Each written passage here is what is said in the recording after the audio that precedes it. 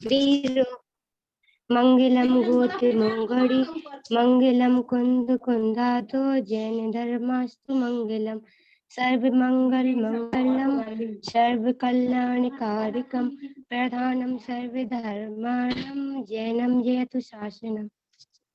जय जय जी।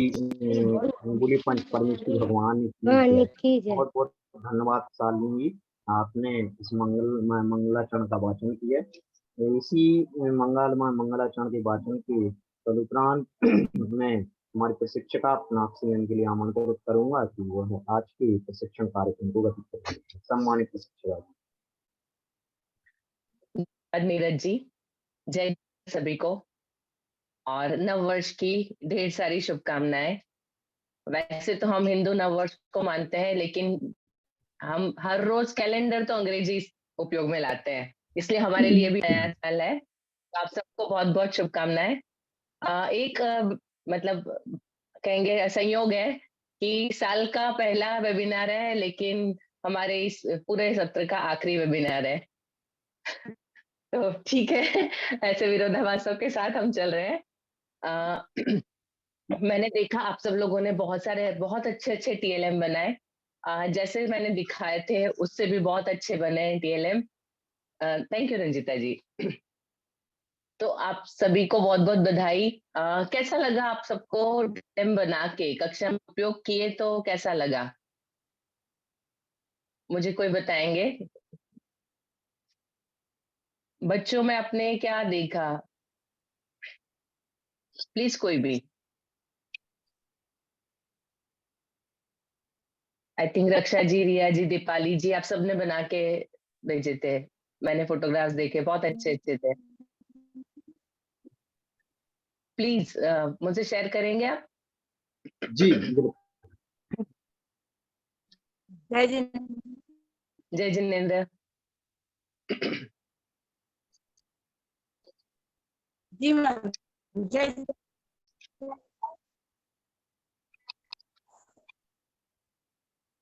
जी रक्षा जी बोलिए।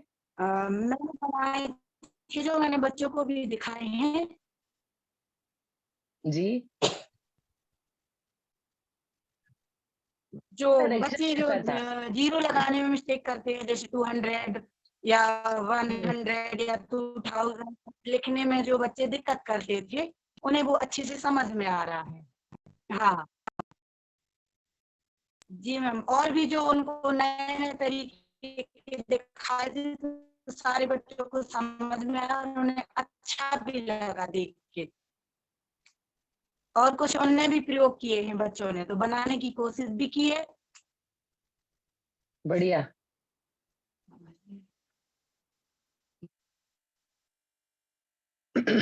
चलिए अभी हम लोग आज के वेबिनार की तरफ चलते हैं। पाठ योजना।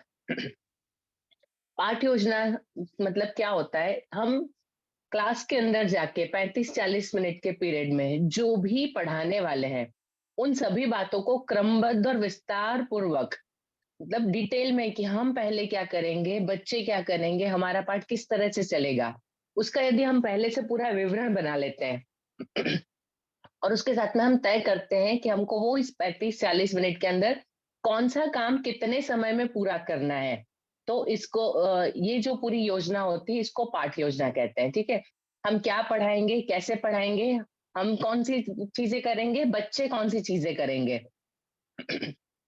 उसका क्या रिएक्शन आएगा, उसके बाद हम किस तरह से उसको एंड करेंगे, स्टार्टिंग से लेके एंड तक, उसके बाद होमवर्क देने तक, जितना भी जो भी चैप्टर होता है उसके अकॉर्डिंग हम जो पूरा योजना बनाते हैं, प्लानिंग करते हैं, that is called lesson planning.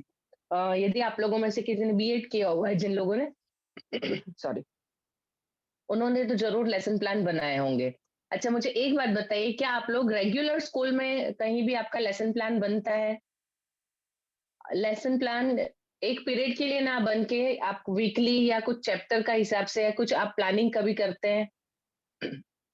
से यस और नो, आप चैट बॉक्स में प्लीज सब लोग मुझे आंसर करिए।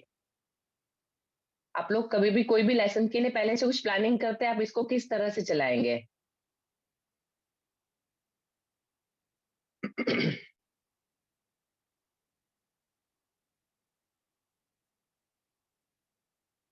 अमित जी कोशिश की है, ठीक है। रंजिता जी, शालिनी जी, यस। आप सिलेबस तो नहीं समझ रहे, आप सिलेबस और लेसन प्लानिंग डिफरेंस समझिएगा। सिलेबस हम एक करते हैं कि हमारा ये लेसन है, इस टाइम में इतना खत्म होगा, दैट इज कॉल्ड सिलेबस को प्लान करते हैं हम कि कौन सा चैप्टर किस दिन में कब खत्म करेंगे। मैं लेसन प्लानिंग की बात कर रही हूँ कि एक पर्टिकुलर लेसन है वो कैसे पढ़ाया जाएगा, आप उस डिफरेंस को ध्यान में रख के। जी अभिनंदन जी। जी अंजना जी। अभिनंदन जी अभी करने लगेंगे सब लोग। जी।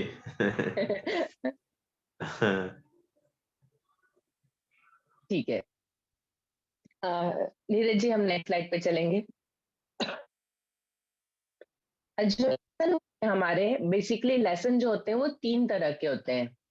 मैं पहले तीनों आपको बता देती हूँ। हम हो सकता है कि हम एक ही लेसन को हम 2 या 3 तरीकों से भी पढ़ा सकते हैं। जैसे जैसे लेसन बढ़ता है आगे, वैसे उसके तरीके चेंज हो जाते हैं। एक होता है नॉलेज लेसन, सबसे फर्स्ट है ज्ञान। ज्ञान पाठ में मतलब क्या होता है कि एक पूरी इंफॉर्मेशन होता है, नॉलेज होता है जो हम बच्चों को देते हैं। यदि हम बात करें, यदि हम दुनिया का नक्शा बता रहे हैं बच्चों को, तो उनको हमको सिर्फ बताना है कि ये उत्तर दिशा है, ये दक्षिण दिशा है, हम इसको ये कहते हैं, इस जगह पर ये है, ग्रीन है तो पहाड़ है, सॉरी ग्रीन है तो जंगल है, ब्राउन है तो पहाड़ है, और इतना ये अफ्रीका है, इतना एशिया है, इतना यूरोप है। तो ये हम सिर्फ नॉलेज पास ऑन करते हैं, इसमें बच्चे को कुछ करना नहीं है, सिर्फ नॉलेज पास ऑन होता है। तो ये है ज्ञान पार्ट, नॉलेज। उसी तरह से साइंस के अंदर होता है, जैसे हम पार्ट ऑफ प्लांट बता रहे हैं, तो हम बता देंगे कि इसको हम ट्रंक बोलते हैं, ये लीव्स है, ये फ्रूट, बर्ड्स है, मतलब। तो हम सिर्फ एक नॉलेज, बच्चों को जो जैसा बताया उनको वैसा सीखना है, लर्न करना है।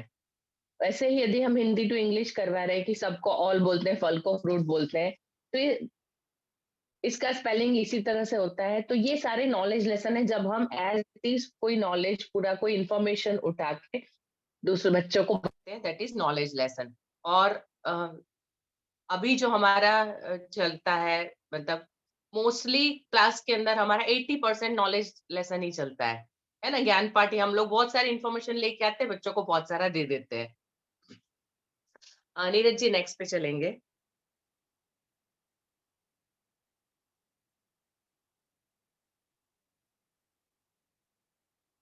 सेकेंड होता है हमारा एप्रिसिएशन लेसन।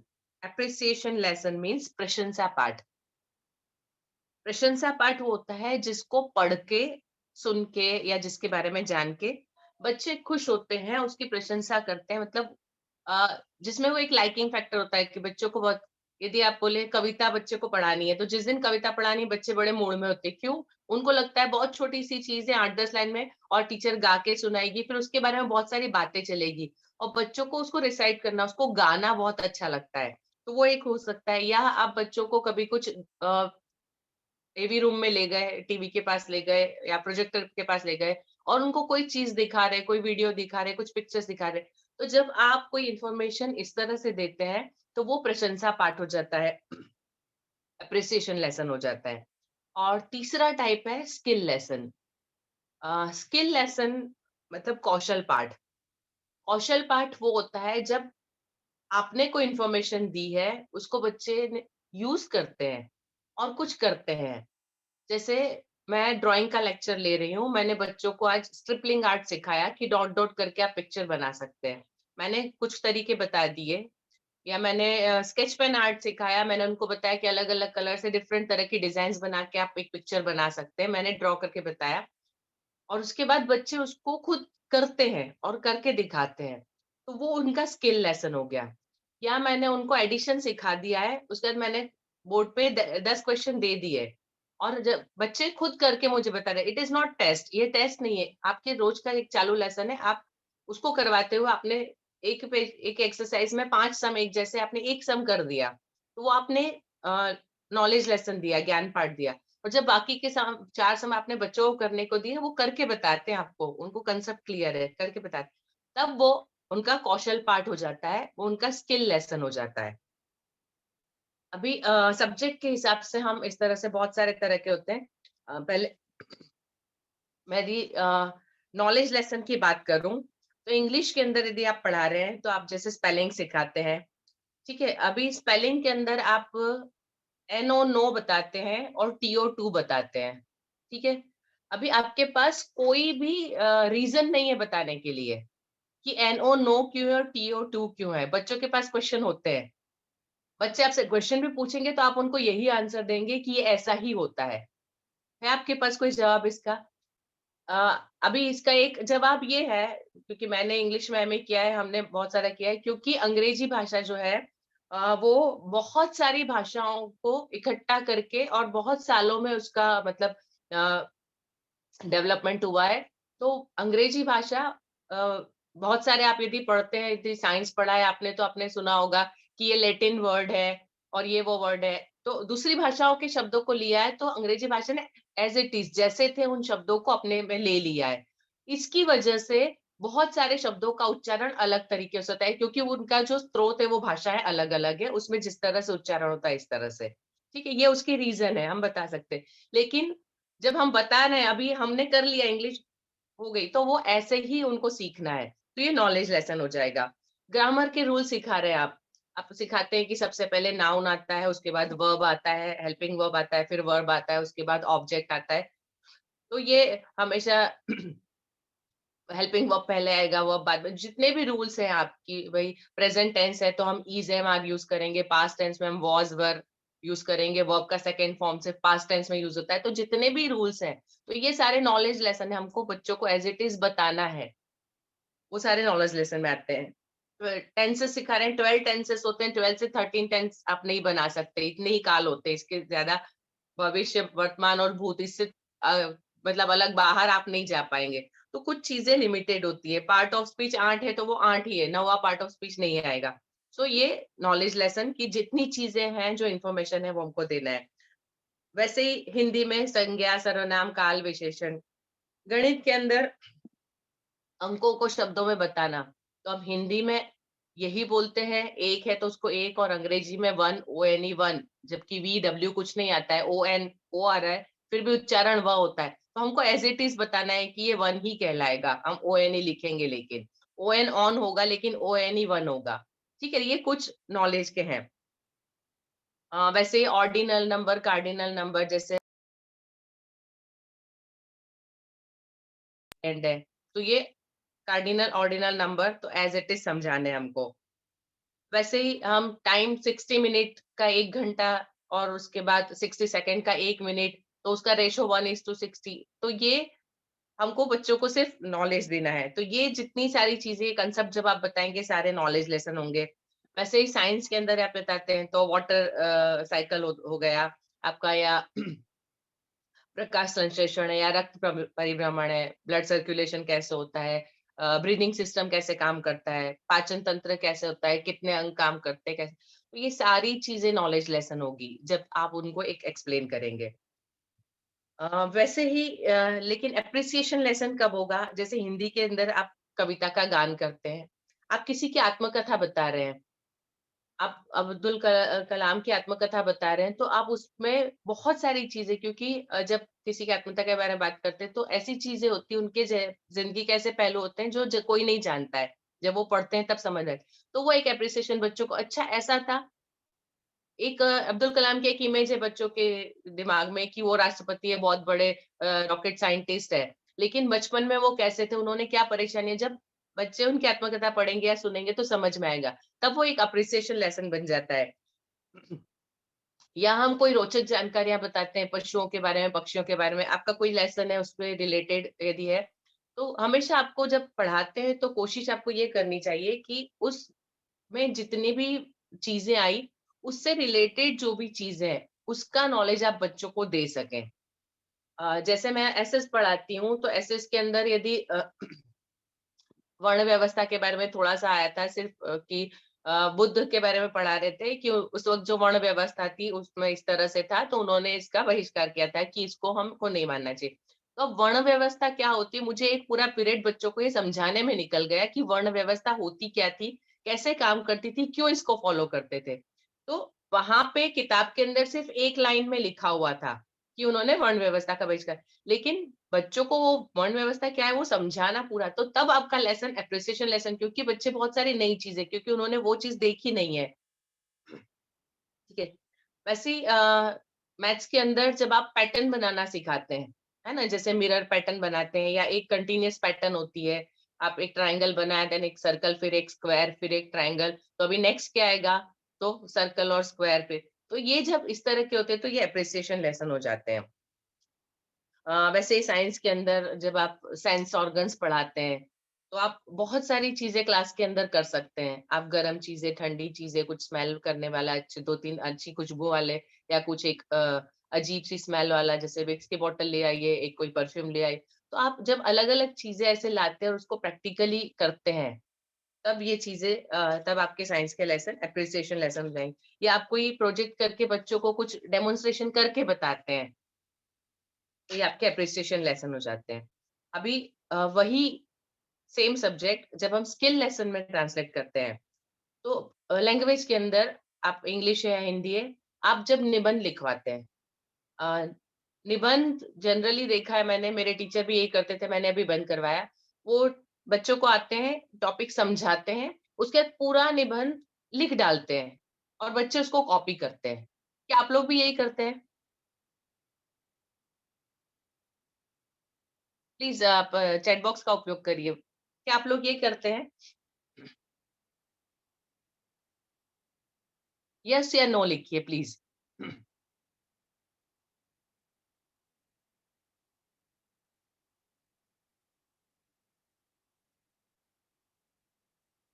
जी प्रिया जी, यस। और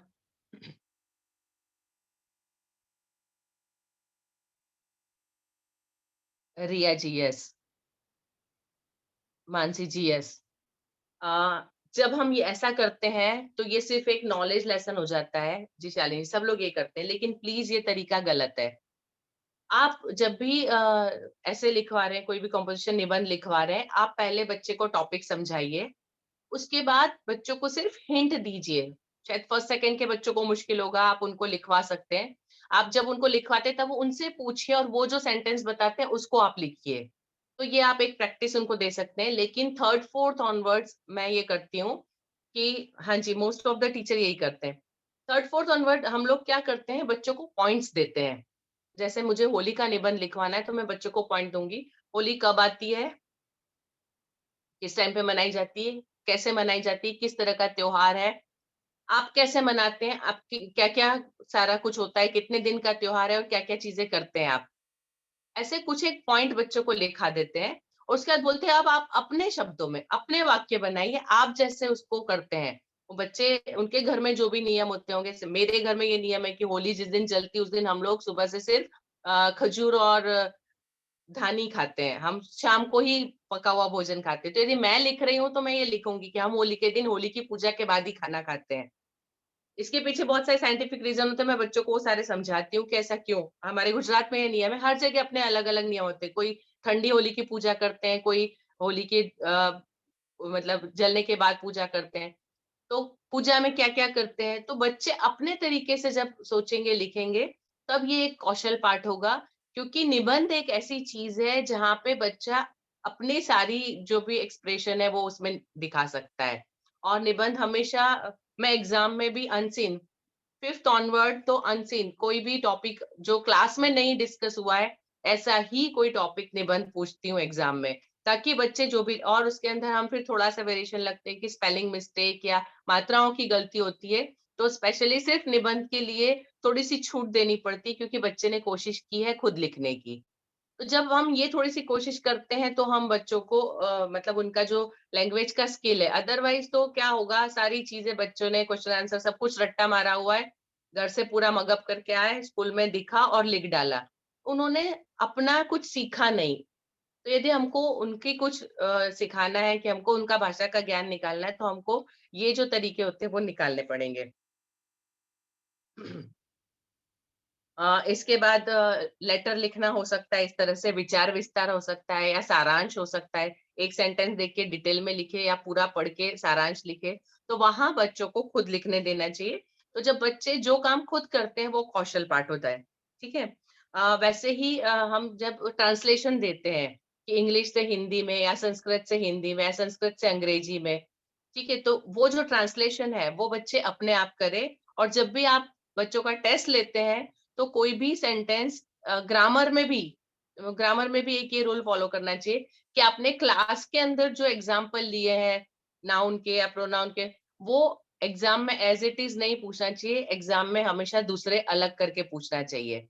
तो बच्चों का थोड़ा सा स्किल आपको दिखेगा कि बच्चों ने कितना सीखा और कितना पढ़ा है, ठीक है। उसके अलावा आप कोई बच्चों को अपनी खुद की कहानी लिखने को बोल सकते हैं। अ, कोई भी एक कहानी आपने शुरू की और उसके बाद उनको कंप्लीट, लास्ट का एक थोड़ा सा पोर्शन छोड़ दीजिए और लेट देम फिनिश, वो बच्चे कंप्लीट करेंगे, तो वहां उनका स्किल है। गणित के अंदर स्किल हमने, जैसे मैंने बताया कि हमने बोर्ड पे 5 समय उसमें 1 कर दिया, बाकी बच्चे लिख रहे हैं तो वो स्किल लेसन है। वैसे ही रुपए, पैसे और इसके बहुत सारी चीजें होती है जिसको आप क्लास में हमने लास्ट टाइम डिस्कस किया था कि ऐसी बहुत सारी चीजें होती है जो बच्चे खुद कर सकते हैं। आप क्लास में एक काम कर सकते हैं, एक कोई बिल ले आइए किसी भी बच्चों के खर्चे के रिलेटेड और उसको बोर्ड पे लिखिए और फिर उनको बताइए कि ये भाव है और इतनी क्वांटिटी आई है, अब आप उसको पूरा कंप्लीट करिए, मल्टीप्लाई करके आंसर लिखिए और फिर उसको ऐड करके टोटल निकालिए और उसके बाद पेमेंट में इतना रुपया दिया। तो ये स्किल हो जाएगा कि जब एक काम आपने बच्चों को दे दिया है। साइंस में वैसे स्किल लेसन जब बच्चे खुद कोई मॉडल बनाते हैं, कुछ प्रैक्टिकल खुद करते हैं, या जैसे मेरी साइंस टीचर है, वो जब प्लांट्स के बारे में बताते हैं तो बच्चों को होमवर्क देते हैं कि सबसे पहले उनको अलग अलग टाइप्स के लीव्स और अलग अलग टाइप के फ्लावर्स, वेकेशन में ये उनका होमवर्क होता है कि उनको लेना है, उनको न्यूज़पेपर के अंदर रख के किसी भी बुक में दबा देना है और जब हफ्ते भर बाद वो सूख जाता है फिर उसको किसी एक चार्ट पेपर पे चिपका के और उसके साथ उसका नाम लिख के, इसको हार्बीवेरम बोलते हैं, तो हार्बीवेरम बनाना उनका काम है। तो जब बच्चे खुद इस तरह से, और यदि उसके साथ वो लोग नॉलेज इकट्ठा कर सकते हैं कि वो उस पत्ती का उपयोग क्या है, यदि वो नीम की पत्ती है तो वो स्किन डिजीज के लिए काम आती है, तुलसी की पत्ती है तो गले के लिए अच्छी है। तो जितना बच्चा खुद अपनी तरीके से उसका ढूंढ सकता है उनको करने के लिए देना, तो यहाँ पे ये स्किल लेसन हो जाएगा। इस तरह से बहुत सारी इंफॉर्मेशन इकट्ठी करने के लिए एसएस वगैरह में हम बोलते हैं कि बहुत सारी इंफॉर्मेशन आप जो भी लेसन पढ़ा रहे हो उससे रिलेटेड न्यूज़पेपर में या मैगजीन में कुछ है या न्यूज में टीवी पे कुछ आता है तो वो देखकर बताने के लिए। तो ये पार्ट को आप, एक ही पार्ट को किस तरह से 3 तरीके से हम पढ़ा सकते हैं, ये तीनों मैंने आपको बताया। नीरज जी प्लीज स्लाइड आगे करेंगे।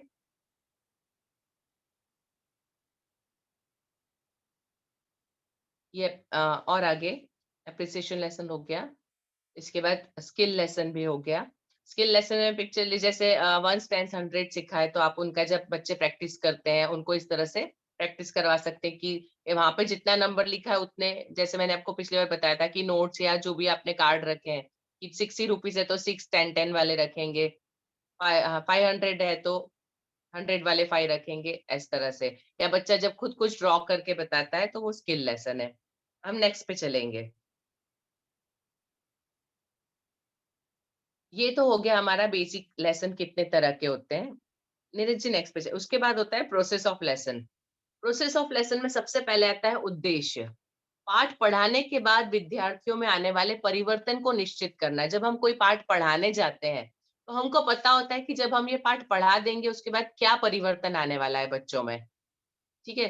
तो उनके, हम यदि कुछ भी सेंटेंस लिखते हैं तो उसके आखिरी के जो वर्ड्स होंगे वो मैंने लिखेंगे कि बच्चे ये जानेंगे, समझेंगे, पहचानेंगे, परिभाषित करेंगे, तय करेंगे, नया बनाएंगे, रचनात्मक होंगे, उपयोग करेंगे, गिन सकेंगे, हिसाब लगा सकेंगे, माप सकेंगे, करना सीखेंगे, जवाब देंगे, खोजेंगे। बहुत सारे ऐसे काम होते हैं, मतलब आपने जो एक, आपका जो भी टॉपिक है वो पढ़ने के बाद बच्चे में क्या परिवर्तन आएगा, ये सारे भविष्य काल के वाक्य है, तो ये हमारा उद्देश्य होता है, ठीक है। आपके लेसन के हिसाब से आपको उद्देश्य, तो आपको एक उद्देश्य तय करना है कि मैंने ये लेसन पढ़ा दिया उसके बाद बच्चों में क्या परिवर्तन आएगा। हम लोग कई बार बच्चों से पूछते हैं कि जाओ घड़ी देख के आओ, टाइम बताओ, छोटे बच्चों को। क्यों, आपको स्कूल में इतना नहीं सिखाया, घड़ी देखना तो सिखाया। तो हम जब घड़ी सिखा रहे हैं तो हम बताएंगे कि बच्चा इसके बाद घड़ी देख के समय बता सकेगा।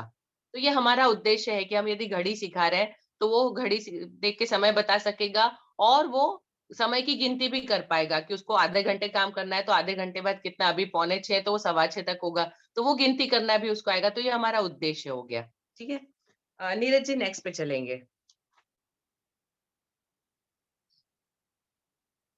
अभी उद्देश्य तो हमारे जो लेसन होगा उसके हिसाब से बहुत सारे हो सकते हैं। उसके बाद जो दूसरा काम है हमारा पाठ प्रक्रिया में कि प्री नॉलेज, पूर्व ज्ञान। आप कभी भी किसी को भी कोई नई चीज सिखाते हैं तो हमेशा हम इंसानों की आदत होती है कि उसको पहले वाला जो नॉलेज है उसके साथ जोड़कर ही हम आगे देखते हैं। अचानक से कुछ भी नया हम नहीं ले सकते हैं, कोई भी नहीं ले सकता है। तो हम जो भी पढ़ा रहे हैं, हमारा जो पूरा सिलेबस होता है, आप पहली से लेके 12वीं तक देखिए, तो सब एक के बाद एक लिंक होता है, एक के बाद एक जुड़ा होता है। 6 स्टैंडर्ड में आप जो बच्चे को बता रहे हैं वो उसको 10th में काम आता है। यदि 6 में आप उसको फैक्टर्स और मल्टीपल सिखाते हैं तो वो 10th में तभी एलसीएम और एचसीएफ निकाल पाएगा। तो हमारा जो भी है तो पूर्व ज्ञान के हिसाब से हम, तो जब हम लेसन पढ़ा रहे हैं, यदि मैं आज सपोज मैं बच्चों को घड़ी देखना सिखा रही हूँ या बच्चों को पैसा गिनना सिखा रही हूँ, तो मेरे लिए पूर्व ज्ञान क्या जरूरत है, उनको नंबर का नॉलेज होना चाहिए, समय क्या होता है उनको पता होना चाहिए, उनको नंबर्स क्या होते हैं पता होना चाहिए, उनको ऐड करना, लेस करना, जोड़ना, घटाना ये आना चाहिए। तो ये सारा पूर्व ज्ञान। तो आपका जो भी लेसन है उसके लिए बच्चों के पास क्या पूर्व ज्ञान होना चाहिए वो आपको पता होना चाहिए, और आपको ये देखना है कि वो बच्चे वो पूर्व ज्ञान रखते हैं या नहीं। ये एज अ टीचर आपकी जिम्मेदारी है जानना कि वो ज्ञान बच्चों के पास है या नहीं। इसके लिए एग्जाम्पल यदि हम दें कि भाषा सिखा रहे हैं हम, तो हम पहले उनको क ख ग सिखाते हैं, स्वर और व्यंजन सिखाते हैं, फिर कुछ चित्र बताते हैं और बच्चे चित्र के नाम जानते हैं क्योंकि वो बोल के सुना हुआ है। उसके बाद हम उसको सिखाते हैं कि कैसे लिखा जाएगा। ठीक है, तो इस तरह से हम अक्षर से शब्द पर आते हैं, शब्द से वाक्य पर आते हैं। तो जब हम वाक्य सिखा रहे हैं तो हमको पता है कि बच्चों को मात्राएं पता है, बच्चों को शब्द पता है, तो हम उनको वाक्य क्या है बता पाएंगे। ठीक है, तो ये प्री नॉलेज होता है।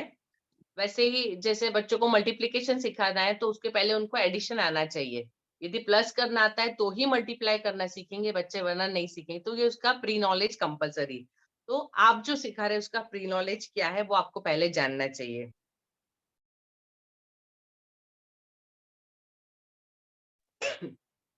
नेक्स्ट पे चलेंगे। जब आपने एक बार प्री नॉलेज तय कर लिया, आपको पता है कि जितना प्री नॉलेज है, उसके बाद लेसन मटेरियल कि जब आप पढ़ाएंगे तब आपको क्या क्या चीजें चाहिए। तो सबसे पहले तो बुक्स या वर्कबुक, जो हम, क्योंकि हमारा सिलेबस तय होता है, हम जो चीज सिखाने जा रहे हैं उसके हिसाब से होता है। तो किताबें हैं, उसके बाद टीएलएम है बहुत सारे।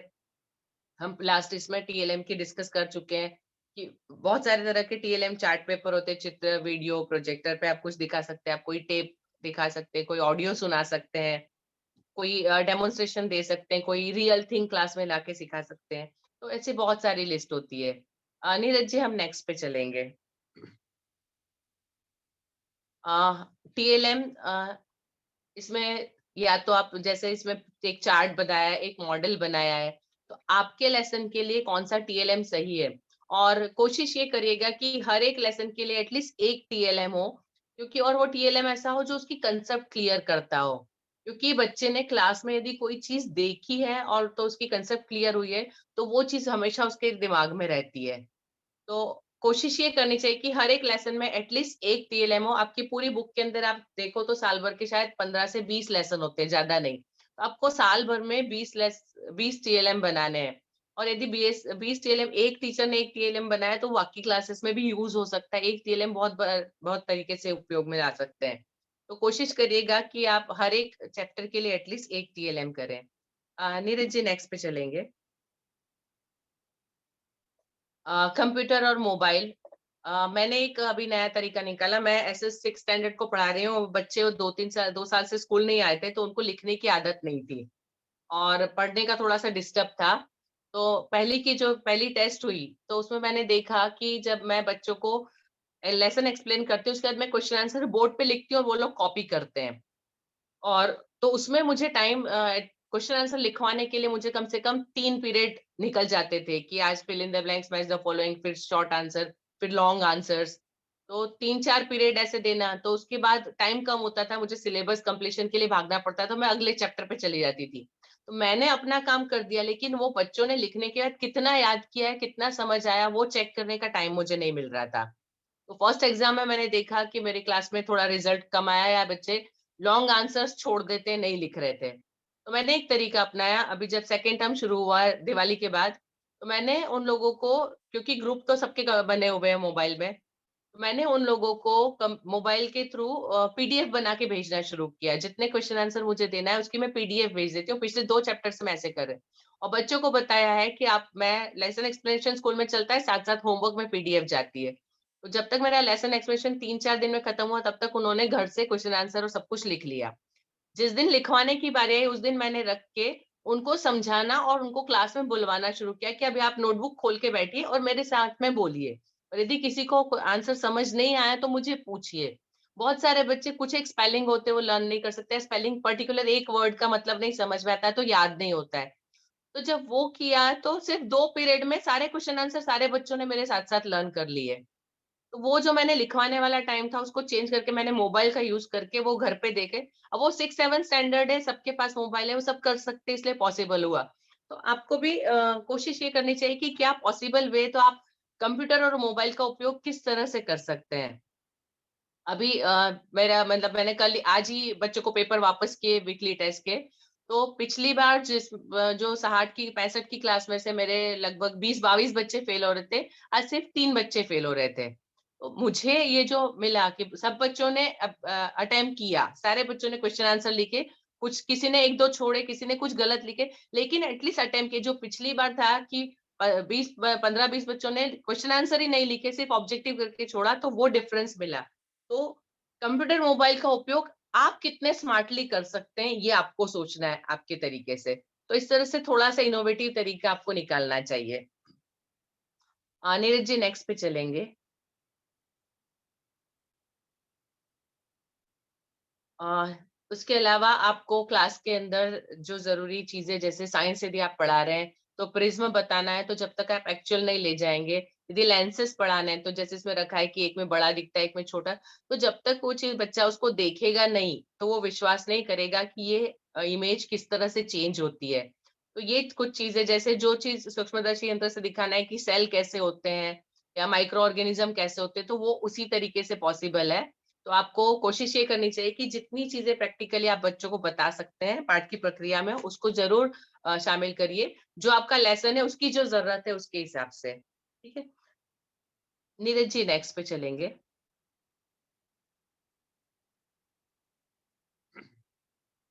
डायोरामा, आप लोगों में से कितने लोग जानते हैं डायोरामा क्या होता है? मॉडल्स आप सबने देखे, डायोरामा आप पता है आपको? प्लीज चैट बॉक्स का उपयोग करिए।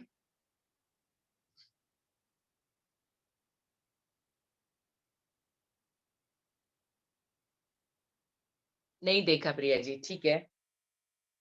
अभिनंदन जी नहीं, ठीक है। रक्षा जी नहीं, ठीक है, मैं बताती हूँ डायरामा किसको बोलते हैं। डायरामा, ये जो लेफ्ट हैंड साइड पे आप एक देख रहे हैं, 3 साइड से जिसमें कवर होता है और उसके अंदर सारी चीजें, आई थिंक किसी को नहीं पता है, कोई बात नहीं। 3 साइड से जिसको हम कवर करते हैं और उसके अंदर एक्चुअल कोई भी चीज, जैसे इसके अंदर अलग अलग कमरे या अलग अलग जगह बताया है। ये जो पिक्चर है आप उसको चाहे तो बड़ा करके भी देख पाएंगे। आप पिक्चर को बड़ा करके देख सकते हैं कि अलग अलग जो एनिमल्स हैं वो कौन से एनवायरनमेंट में रहते हैं, ये उसका डायोरामा है।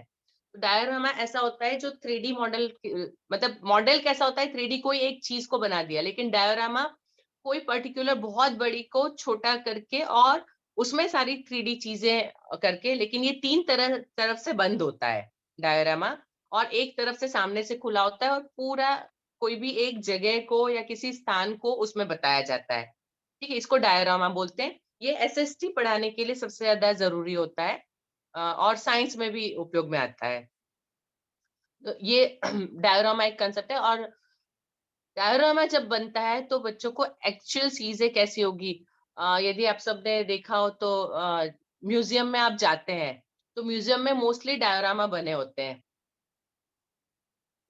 यदि पुराने जमाने के लोग कैसे थे, घर कैसे थे, तो उसके पूरे डायग्रामा बने होते हैं और उससे दिखाते हैं। तो वो हमको बहुत जल्दी, बच्चों को बहुत सारी कंसेप्ट बहुत सिर्फ देखने से क्लियर हो जाती है। तो डायग्रामा बनाना थोड़ा सा मुश्किल काम होता है, लेकिन यदि बना सकते हैं तो बहुत अच्छी बात है। और एक बार यदि ये बना दिया तो ये हमेशा के रहता है, उसको आगे से कुछ हार्ड प्लास्टिक से कवर कर दीजिए, तो वो खराब होने के चांसेस नहीं रहते हैं। एज इट इज हम उसको रख सकते हैं। डायरामा एक हम बहुत सारा बच्चे बनाते हैं, जो बच्चे फिशेस का फिश पॉन्ड बनाते हैं, जूते का बॉक्स लेके उसमें फिश लटका के और नीचे सी वाला, जनरली एक वो डायरामा बनता है, लेकिन उसको डायरामा बोलते हैं, वो लोगों को पता नहीं होता है। तो इस तरह से ये हो सकता है डायरामा। तो प्लीज आप हो सके तो यूज करिएगा। इसके बाद में वो 3D मॉडल है। ठीक है, नीरज जी नेक्स्ट स्लाइड पे चलेंगे। मैं आज थोड़ा सा स्पीड में इसलिए ले रही हूँ कि मुझे आप सबको सुनना है, और प्लीज आप सबको मैं सुनूंगी, इसलिए मैं थोड़ा सा स्पीड में चल रही हूँ। इसके अलावा यदि आपका कोई ऐसा लेसन है कि जिसमें बच्चों को एक्चुअल जगह पर ले जाकर दिखाना जरूरी है, जैसे इसमें एक मार्केट बताया है और दूसरा एक जू बताया है, तो जहां पर जरूरत है कि बच्चों को एक्चुअल जगह ले जाना है, तो आपके लेसन प्लानिंग में ये भी जरूर होना चाहिए कि इस लेसन के लिए हम बच्चों को जैसे मेरे टीचर है Pradeep, plants part of plant बताना है, तो वो पूरी क्लास को क्लास से बाहर नीचे ले जाकर जो गार्डन है उसमें ले जाते हैं, और सारे प्लांट्स, पौधा किसको बोलते हैं और पेड़ किसको बोलते हैं, हर्ब्स कौन है, श्रब्स किसको बोलते हैं, तो बच्चे को एक्चुअली वहां ले जाके, और फिर पत्तियां किस तरह से, टहनी क्या होती है, हर चीज को हाथ लगा के छू के बताते हैं। तो ये चीज होना चाहिए कि जहां पे जरूरत है बच्चों को ले जाने की, हमको दिखाने की, वो चीजें फर्स्ट हैंड नॉलेज ही मिलना चाहिए, जितना मैक्सिमम पॉसिबल हो सके। आपको ये देखना है क्या क्या पॉसिबल हो सकता है, उसको करिएगा। ठीक है, नीरज जी नेक्स्ट पे चलेंगे हम।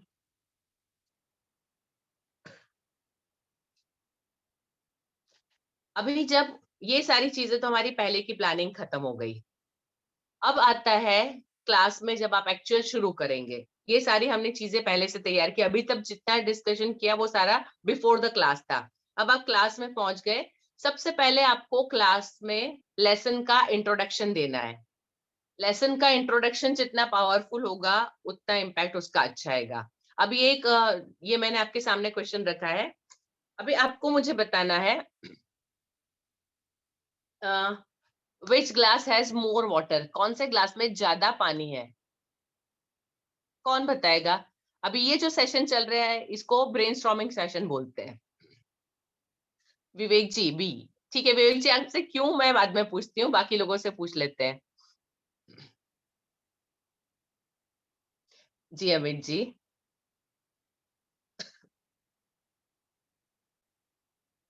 जी प्रिया जी, मुझे कारण बताएंगे प्रिया जी।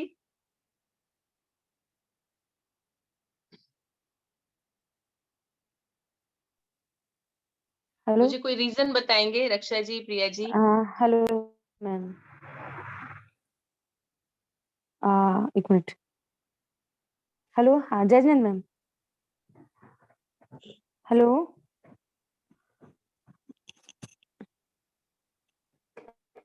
हाँ जी कंटिन्यू मैम, आपकी आवाज आ रही है प्रिया जी।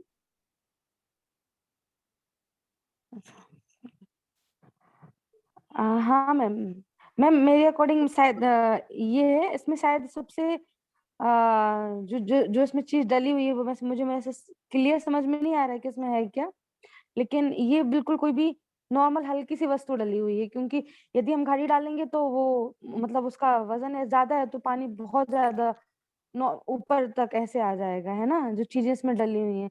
आई थिंक इसका कोई वो नहीं है, ज्यादा वेट नहीं है मेरे अकॉर्डिंग, बाकी और जो भी रीजन हो फिर। ठीक है, विवेक जी।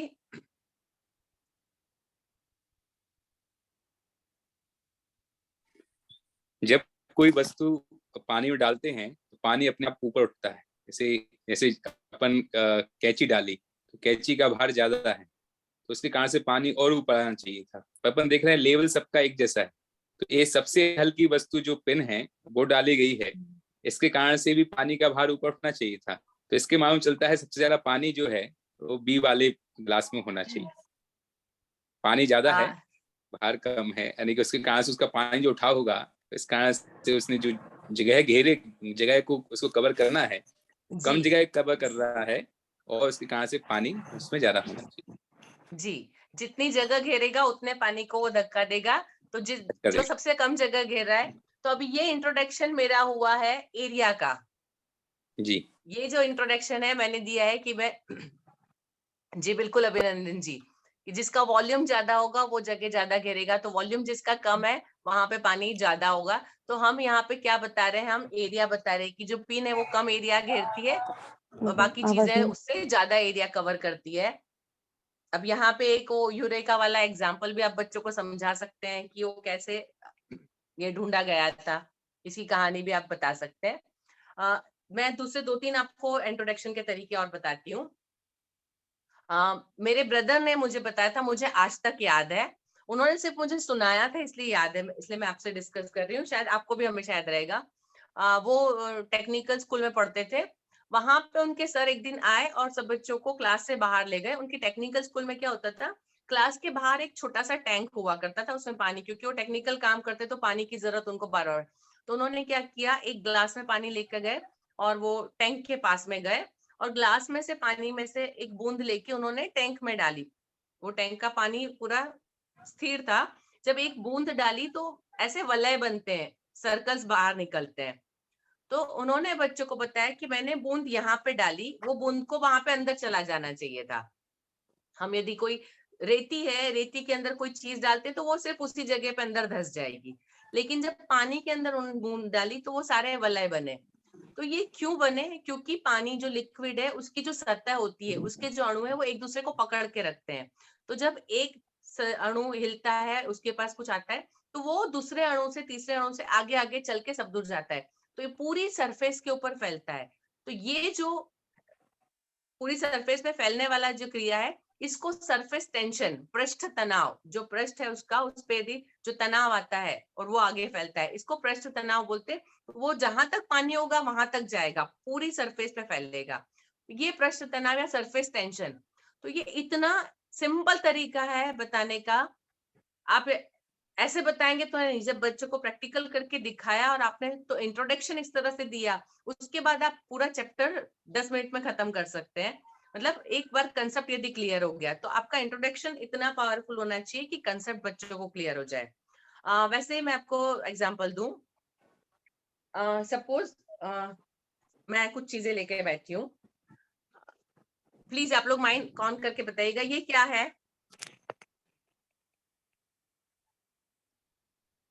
ये आप लिख भी सकते हैं, glue ma'am, Fevistick, glue stick, glue है, इस ग्लू ये स्टिक क्या है करता मैम। है? मैम चिपकाने का काम करता है ऑलमोस्ट। चिपकाता है, ठीक है। यस ये क्या है? मैम, सीजर कैची है। कैची ये है, क्या करती है? काटने का काटने का काम करती है। ये क्या है? Pencil, pencil. ये क्या करती पेन, है? हाँ हाँ, लिखने का काम करती है मैम। लिखने का काम करती। ये क्या है? इरेजर मैम, ये क्या काम करता है? साफ करने का, साफ मिटाने का करने का, काम। मिटाने तो का। मेरा आज का जो लेसन है उसमें मैं आपको क्रिया समझाने वाली हूँ, वर्ब। चिपकाना, काटना, लिखना, मिटाना, तो ये जो सारे शब्द हैं वो क्रिया के शब्द है, वर्ब है। तो हम हिंदी में जितने सारे शब्दों के जो भी काम होता है वो बताते हैं, वो सारी क्रियाएं हैं, ठीक है। ये हम वर्ब हम सब पढ़ाते हैं, हम बच्चों को सीधा जाके बता देते हैं, लेकिन जब आप बच्चों को इस तरह से कुछ, जो मैंने चीजें वही ली जो आपके क्लास में हो सकती है, हर चीज कुछ ना कुछ काम में आती है, तो वो जो क्रिया है ना, या आप बच्चों को बोलते हैं खड़े हो जाइए, बैठ जाइए, रोइए, हंसिए, चिल्लाइए, चुप हो जाइए, तो ये सारे काम आप क्या कर रहे हैं, ये सारी क्रियाएं हैं जो भी आप कर रहे हैं, बोलना, चुप होना, खड़े होना, बैठना। तो ये क्रियाएं हैं। तो आज मैं आपको क्रिया, तो एक बार ये कंसेप्ट क्लियर हो गया, उसके बाद आप पूरा एक्सरसाइज एक पीरियड में खत्म कर सकते हैं। जब बच्चों को समझ में आ गया कि वर्ब क्या है, तो उसके बाद वो फिल इन द ब्लैंक्स में वर्ब लिख सकते हैं, वो सेंटेंस में से वर्ब फाइंड आउट कर सकते हैं, वो नया सेंटेंस वर्ब आप दे दीजिए, उससे नया सेंटेंस बना सकते हैं। आप जो बोलेंगे वो करके बताएंगे, क्योंकि कंसेप्ट उनको 1 मिनट में इंट्रोडक्शन में क्लियर हुआ। तो आपको ये करना है कि आपका जो भी सब्जेक्ट है उसका इंट्रोडक्शन आप कितना पावरफुल बना सकते हैं। तो ये आपका लेसन प्लानिंग यही हेल्प करता है, क्योंकि सडनली आप जाके कुछ भी शुरू करें और आप कुछ प्लान करके करें, उन दोनों में ये फर्क होता है। ठीक है, नीरज जी नेक्स्ट पे चलेंगे। अभी हम 2 लोग होते हैं, एक टीचर और दूसरे स्टूडेंट। इंट्रोडक्शन हमने दे दिया, अभी टीचर क्या क्या करेंगे और स्टूडेंट क्या क्या करेंगे, ये 2 चीजें हमको डिसाइड करनी है। तो हम टीचर का काम क्या है, सबसे पहले तो समझाना, हमने कंसेप्ट बता दिया, उसके बाद उसको डिटेल में समझाने का काम, एक्सप्लेनेशन करना है। उसके बाद बच्चों के मन में बहुत सारे क्वेश्चन आएंगे, बहुत सारे प्रॉब्लम रेज होंगे, आपको ये करना है उनके प्रॉब्लम सॉल्व करना है, उससे रिलेटेड जितने क्वेश्चन उनके दिमाग में आते हैं उनका जवाब देना है। उसके बाद क्रिटिकल थिंकिंग, आलोचनात्मक, यदि आपने जवाब दिया तो यदि बच्चे ने कुछ बताया, कोई बात बताई, तो आपको उसके सही और उसकी गलत, आपको बच्चों को क्रिटिसाइज करना है। वहां पे जब बच्चे कोई आंसर देते हैं, सुन के छोड़ नहीं देना है, आपको उनको क्रिटिसाइज करना। मतलब हम एक ये चीज सोचते हैं क्रिटिसाइज में कि हमेशा बुराई, क्रिटिसाइज मतलब बुराई नहीं होती, क्रिटिसाइज करना मतलब उसके सही और गलत दोनों पासों को बताना होता है ना। क्रिटिसाइज मतलब क्रिटिकल थिंकिंग। तो ये हमारा काम है टीचर का, कि जो भी बच्चों ने समझा है, सीखा है, तो जहां आपको लगता है कि कुछ करेक्ट करने की जरूरत है, तो वहां पे आपको क्रिटिकल थिंकिंग अपनी यूज करनी है, बच्चों के जो भी है उसमें करेक्शन करना है। और यदि उन्होंने अच्छा किया है तो उसका एप्रिसिएशन देना है, और यदि कुछ गलती की है तो उसको सुधारना है। ये काम आपका है। ठीक है, उसके बाद संबंधित वास्तविक जीवन परिदृश्य, जो चीज बच्चों ने सीखी है उसको रियल लाइफ सिनेरियो में वो लोग कहाँ यूज करेंगे, वो कैसे आएगा। जब तक बच्चों को ये चीज नहीं पता है, बच्चे उसका उपयोग नहीं कर पाएंगे या उसको सीखने में इंटरेस्ट नहीं दिखाएंगे। बच्चे हमेशा ये बोलते हैं कि इसका यूज क्या है, यदि हमको कुछ यूज नहीं तो हम क्यों सीखे। तो मैं जब ऐसे सिखाने जाती हूँ, मुझे बहुत सारे बच्चे पूछते हैं कि मैम हिस्ट्री पढ़ के हम क्या कर लेंगे, जिनको करना था वो तो करके मर चुके, जो होना था वो हो गया, अभी क्या। एक वो गाना भी ना, सिकंदर के पोरस से की थी लड़ाई तो मैं क्या करूं, हो गया, महाभारत हो गई, रामायण हो गई, अब क्या। मैं बच्चों को बताती हूँ कि अब ये है कि रामायण और महाभारत में हमने देखा कि उन्होंने क्या किया, उसका क्या परिणाम आया। तो उन रामायण या महाभारत आज देखो, आज के तारीख में भी आपकी जिंदगी में और उनके जो भी जिंदगी थी उसमें कुछ ज्यादा फर्क नहीं है। तो कौन सी परिस्थिति में कैसा निर्णय लेते हैं तो क्या परिणाम आते हैं, तो उस वक्त क्या करना चाहिए और क्या नहीं करना चाहिए, इसकी समझ हमको इतिहास से मिलती है। मैं बच्चों को बताती हूँ हिस्ट्री, यदि अर्ली मैन ने आग जलाई थी, किसी एक आदमी ने आग जला ली होती है, उसने जला के बुझा दी और किसी को सिखाया नहीं होता, किसी दूसरे को बताया नहीं होता, तो आज तक मैं बोलती हूँ 5,000 10,000 साल भी आज भी हम शायद आग जलाने की कोशिश ही कर रहे होते, उससे आगे नहीं बढ़ते हैं। तो इतिहास इसलिए जरूरी है कि हमसे पहले लोगों ने क्या कर लिया है, उसके बाद हमको अब आगे क्या करना है। जो पिछले वाले थे वो कहाँ तक पहुंचे हैं, तो हमको उससे आगे अपना सफर शुरू करना है, इसलिए इतिहास पढ़ना जरूरी है। जब एक बार ये कंसेप्ट बच्चों को समझ में आ गई तो उनको कभी भी मेरी क्लास में बोरिंग नहीं फील हुआ, उसके बाद वो जरूर तैयार है कि हाँ क्या हो चुका है हमको जानना जरूरी है। तो आपको उनको वास्तविक परिदृश्य से उसको ज्वाइन करके सिनेरियो से बताना पड़ेगा कि इसका क्या उपयोग है। तो ये टीचर का काम है कि जो सिखाया है वो कितना यूजफुल है वो समझाना। ठीक है नीरज जी नेक्स्ट पे। अभी टीचर का काम हो गया, अभी बच्चों का काम क्या है। बच्चों का अभी आज की तारीख में हम जब सिर्फ एक्सप्लेन करते हैं तो बच्चे पैसिवली सिर्फ बैठ के सुनते हैं। तो लेकिन यहाँ पे जब हम इंट्रोडक्शन यदि आप बहुत अलग वे में देते हैं तो बच्चे बहुत कुछ नया एक्सप्लोर करेंगे। बहुत कुछ नया जानेंगे, बहुत कुछ खोजेंगे, उनके लिए बहुत सारी नई चीजें होती हैं जानने के लिए, तो वो एक्सप्लोर करेंगे। जब आप एक चीज एक जगह बता देते तो वो उसको हर जगह उस फॉर्मूले को या उस चीज को ढूंढने की या उसकी कोशिश करते कि हाँ ये ऐसा इसलिए, ये ऐसा इसलिए, ठीक है। वो सीखेंगे, उसके बाद वो प्रैक्टिस करेंगे, जो आपने बता दिया है, आपने वर्ड सिखा दिए, तो वो उसके बाद प्रैक्टिस करेंगे, हर जगह नए शब्द है तो उसको उपयोग लाना, है ना। बहुत मैंने ये देखा है कि 1st to 4 में हर 3 महीने बाद आप बच्चों को, यदि आप देखेंगे, यदि आप बच्चों को एग्जाम लेते हैं, उनके ओरल कुछ टेस्ट लेते हैं या कुछ इस तरह से, तो आप उसको ऑब्जर्व करिएगा कि उनका जो वोकेबलरी है वो इतनी जल्दी बढ़ता है 1 to 4 में। उसके बाद थोड़ा सा, क्योंकि काफी सारा नॉलेज आ जाता है तो बच्चों का उसके बाद ग्रोथ थोड़ी स्लो हो जाती है, लेकिन वो प्रैक्टिस जो बच्चों की जो छोटी एज में होती है, तो आप वहां जितना ज्यादा सिखा सके, जितना ज्यादा उनको वेरिएशन दे सके, तो वो उसकी प्रैक्टिस करेंगे। उसके बाद वो चिंतन करेंगे, वो रिफ्लेक्ट करेंगे, जो उन्होंने सीखा है वो आपको बताएंगे बहुत अलग अलग तरीकों से।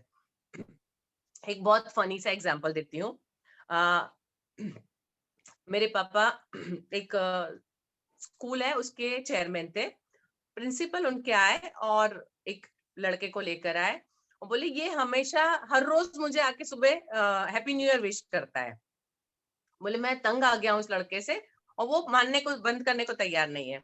उन्होंने पूछा कि भाई आप ऐसा क्यों करते हो, तो बोले सर ने एक बार हमको बताया था कि हर रोज 365 दिन ऐसा होता है कि कहीं ना कहीं किसी न किसी देश में या किसी न किसी लोगों का, किसी न किसी जाति के लोगों का नया साल होता है। हम इंडिया में हमारे बहुत सारे 3-4 तरह के, जैसे मैंने अभी बात की कि ये क्रिश्चियन लोगों का है, हमारा हिंदुओं का अलग होता है। जैसे हम गुजरात में दिवाली पे करते हैं नया साल, तो अपने विक्रम संवत में हम अप्रैल में जब वो प्रतिपदा आती, मतलब वो आता है तब, तो बहुत सारे सबका अलग अलग होता है। तो वो बच्चे ने वो चीज याद रख ली अपने दिमाग में कि हर साल नया साल, इसलिए वो हर रोज प्रिंसिपल सर को आके personally happy new year wish करता था। तो बच्चे की कोई गलती नहीं, बच्चे ने जो सिखाया उसको इम्प्लीमेंट किया है, ठीक है। इट्स जो का पार्ट, बच्चा अपनी जगह सही था, तो बच्चों को हम जो सिखाते हैं वो रिफ्लेक्ट करते हैं और उसके बाद री इन्फोर्समेंट करते हैं, सुदृढ़ कर, कि एक चीज उन्होंने सीख ली, वो कंसेप्ट सीख लिया, उसके बाद वो आपसे पूछ भी लिया, उन्होंने रिफ्लेक्ट कर लिया, और जब एक बार वो पक्की हो गई तो वो उसको हमेशा एक चीज सीख ली। मतलब बहुत सारे पेरेंट मुझे बोलते हैं कि टीचर ने बता दिया, बच्चा उसको सही मानता है, हम यदि घर पे कुछ करेक्शन भी दे तो वो नहीं कि मैम ने ऐसा बताया तो ऐसे ही होगा। तो वो रीइंफोर्समेंट, सुदृढ़ीकरण वो बच्चों में आता है, तो ये काम बच्चों का होता है, ठीक है। नेक्स्ट पे चलेंगे। टीचर के काम हो गए, बच्चों के काम हो गए, हमने पाठ पढ़ा दिया, बच्चों ने समझ लिया। उसके बाद हमने जो पढ़ा है वो कितना इफेक्टिव है, ये हमको जानना होगा। नीरज जी नेक्स्ट स्लाइड करिएगा प्लीज। तो उसको हम किस तरह से जानेंगे क्लास के अंदर, तो हम असेसमेंट करेंगे। हम 35 मिनट का है, 40 मिनट का हमारा पीरियड होता है, हम 3 मिनट या 5 मिनट इंट्रोडक्शन के रख सकते हैं। उसके बाद 20 मिनट हमारे पढ़ाने के, समझाने के होते हैं। उसके बाद 5-10 मिनट हमको बच्चों को देना पड़ेगा कि हमने जो पढ़ाया उसको बच्चों ने कितना समझा है। तो उसके लिए हमारे पास बहुत सारे तरीके होते हैं। आप सीधे क्वेश्चनर, आप कुछ एक क्वेश्चन पूछिए 2-4 बच्चों को खड़ा करके, या एक क्विज जैसा आप कुछ बना लीजिए और फटाफट बोलिए कौन पहले जवाब देगा। या कोई एक एक्टिविटी आप बच्चों को खुद करने को दे सकते हैं, जैसे एक आपने सम बताया, बाकी बच्चे खुद कर रहे हैं, या आपने हाफ लिखवा दिया, बाकी हाफ वो खुद कर रहे हैं। कुछ लिखने के लिए दे सकते हैं, कुछ एक ग्रुप में कुछ दे सकते हैं कि चलिए आपका ग्रुप ये करके बताए, आपका ग्रुप वो करके बताए, या आप एक छोटा सा क्लास टेस्ट कर सकते हैं। तो इस तरह से आपके पास ये कुछ एक तरीके होते हैं बच्चों का असेसमेंट करने के, कि आपका जो लेसन था, हमारा जहां से उद्देश्य शुरू हुआ था, ये मूल्यांकन के बाद आप कंपेयर करेंगे कि हमने जो स्टार्टिंग में ऑब्जेक्टिव लिया था कि बच्चे ये करेंगे, तो ये मूल्यांकन के बाद आपको पता चलता है कि वो ऑब्जेक्टिव कितना कंप्लीट हुआ, वो जो हमारा उद्देश्य थे वो कितना पूरा हुआ और कितना बाकी है, यहाँ आपको पता चलेगा, ठीक है। इसके बाद ये क्लास खत्म हो गया। उसके बाद सिर्फ एक आपका काम आता है, वो हमारी last slide. Neeraj ji please.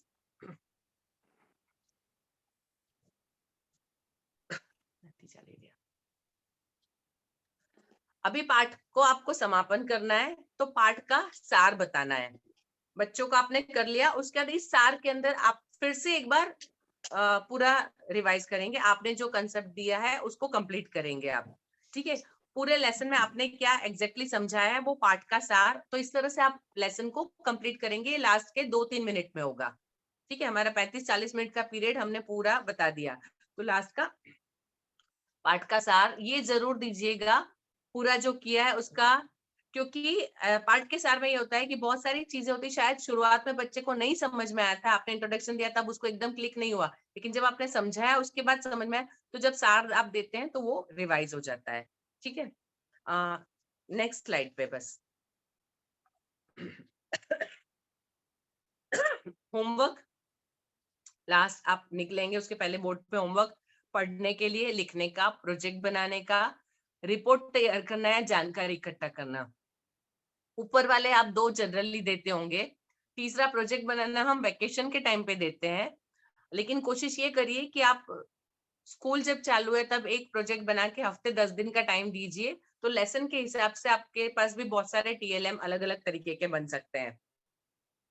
और कोई जानकारी इकट्ठा करना है, रिपोर्ट तैयार करने का काम, तो न्यूज़पेपर पढ़ के इसकी इंफॉर्मेशन निकाल के लाइए, इन चीजों के भाव निकाल कर लाइए, और फिर रिपोर्ट तैयार करना है कि भाई आप आज दाल का, तेल का या सोने का भाव वो 2-3 दिन का लिख कर लेकर आना और फिर उसको ऐड करना। तो आप इस तरह से बच्चों को एक बहुत सारे अलग अलग तरह के आपके लेसन से रिलेटेड बहुत सारी जानकारी उनको जहां से मिल सकती है। बहुत सिंपल कुछ नहीं, यदि मैं नाउन सिखा रही हूँ तो आप बच्चों को बोलिए कि आप एक कहानी पढ़ना, उसके अंदर एक पेज के अंदर जितने नाउन आते हैं, किसी भी वस्तु का नाम, किसी व्यक्ति का नाम, किसी जगह का नाम, तो ऐसे उसमें से लिख कर लाइए। आप इस तरह के रिपोर्ट तैयार करने के लिए बहुत अलग अलग तरीके के दे सकते हैं। आप जो ट्रेडिशनल होमवर्क देते हैं उसकी जगह थोड़ा सा ऐसा इनोवेटिव होमवर्क देना शुरू करिए, तो नया जब इस तरह से कोई आएगा बच्चों को, तो बच्चे इंटरेस्ट से करेंगे और कंसेप्ट को अच्छी तरीके से यूज कर पाएंगे। तो इस तरह के आप अलग अलग ये दे सकते हैं। नीरज जी एक और स्लाइड है, लेसन रिफ्लेक्शन, ये सबसे ज्यादा जरूरी। आपका पूरा लेसन प्लान खत्म हो गया, आपने लेसन क्लास में पढ़ा लिया, होमवर्क दे दिया, उसके बाद ये आपको खुद को सोचना है कि मैंने जो सोचा था क्या समय उतना लगा या ज्यादा लगा। मैंने 35 मिनट के लिए, 40 मिनट के लिए बनाया था, तो उतने में खत्म हुआ या नहीं। कोई हिस्सा जो बच्चों के लिए मुश्किल रहा हो, हमने सोचा था कि बच्चे समझ जाएंगे लेकिन बच्चे नहीं समझ पाए, या क्या बिना किसी तकलीफ के बच्चे समझ गए, जो हमारा एम था वो पूरा हुआ। क्या बच्चे पूरा समय पढ़ रहे थे? क्लास में ऐसा नहीं होता है। आपका 35 मिनट में से शायद बच्चे 15 मिनट उससे ज्यादा कंसंट्रेट नहीं कर सकते हैं, उससे ज्यादा नहीं पढ़ सकते, तो इसलिए आपको एक्टिविटी दूसरी करनी होती है ताकि बच्चे आपके साथ इन्वॉल्व रहे। क्या उद्देश्य की पूर्ति हो गई? जो हमने स्टार्टिंग में उद्देश्य लिया था वो पूरा हुआ। और हर एक पार्ट पूरा करने के बाद एक चीज हमको समझ में आती है कि हमने कहाँ गलती की या बच्चों से कहाँ गलती हुई, तो भविष्य में हमको क्या परिवर्तन लाना चाहिए ताकि बच्चे वो गलती ना करें। यदि हमने कोई चीज समझाई और उनको समझ में एक बार में नहीं आई, तो हमको कुछ दूसरा कुछ उपाय ढूंढना पड़ा, तो हमने क्या किया, तो अगली बार हम फिर वही करेंगे। तो भविष्य में आपके पाठ योजना में कौन से परिवर्तन की जरूरत है, सॉरी, वो आपको जरूर। तो यदि आपने लेसन प्लान बनाया है तो आप इन सारे क्वेश्चन के आंसर दे सकते हैं, और यदि इन सब के जवाब आपको सही मिल गए तो आपका अगला जो लेसन प्लान होगा वो इफेक्टिव होगा।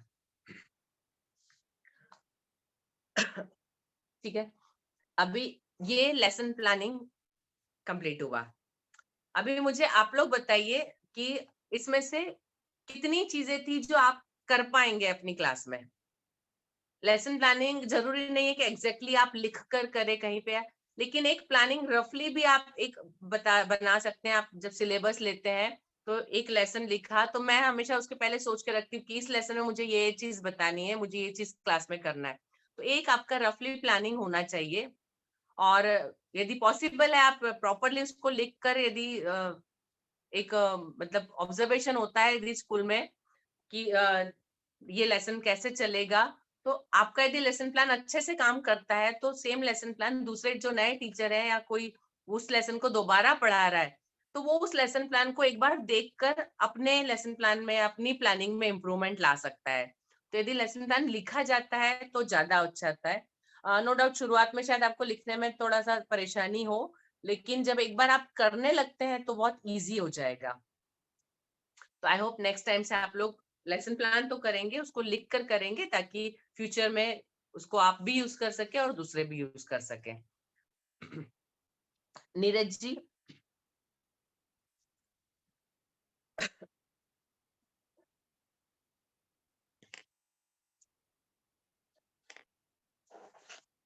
नीरज जी। जी बिल्कुल मैम। जी।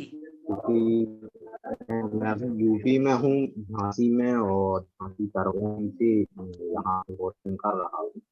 भी यहाँ पे चला है। और आज जो हमारा सेशन था पार्टी, इस सेशन के साथ हमारे प्रशिक्षण सत्र है, प्रशिक्षण सत्र की भी प्रशिक्षण सत्र के समापन की भी हम यहीं पे घोषणा करते हैं। और जैसा कि जब आपका प्रशिक्षण सत्र समापन पर है तो उसके फलस्वरूप संस्था पूर्व निर्धारित आप सभी के लिए एक सर्टिफिकेट उपलब्ध कराती है। सर्टिफिकेट उपलब्ध कराने का एक हमारा पैरामीटर रहता है, जिसमें जिन्होंने 75 से 80% ट्रेनिंग अटेंड की है, अपना डेली वर्क किया है, उनके लिए संस्था सर्टिफिकेट उपलब्ध कराएगी। तो मैं उन सर्टिफिकेट की झलक आप सभी के सामने प्रस्तुत करूंगा और सभी से अनुरोध करूंगा कि सभी एक दूसरे की अनुमोदना या प्रोत्साहन क्लैपिंग के माध्यम से वर्चुअल करेंगे। तो मैं यहाँ से सर्टिफिकेट की पीपीटी को ओपन करता हूँ।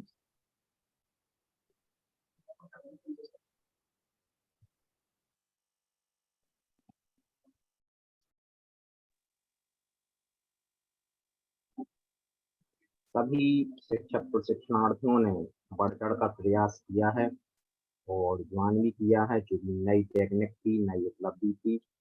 और यहाँ पे हम देख पा रहे हैं सबसे पहले अभिनंदन जी, मॉडर्न पब्लिक स्कूल सटाई, आप सर्टिफिकेट प्राप्त किए हैं। इसके अलावा अंजना सक्सेना जी, HR विद्याकुंज साहबाद, आपने 70 से 75% ट्रेनिंग पूरी की है, आपके लिए बहुत बहुत धन्यवाद, बधाई।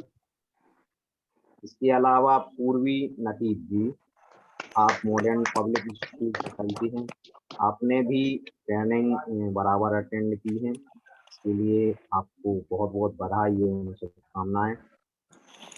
साथ ही पूजा जैन जी, आप मॉडर्न पब्लिक स्कूल सटाई से हैं, आपके लिए बहुत बहुत बधाई, आपने ट्रेनिंग अटेंड की और सीखा।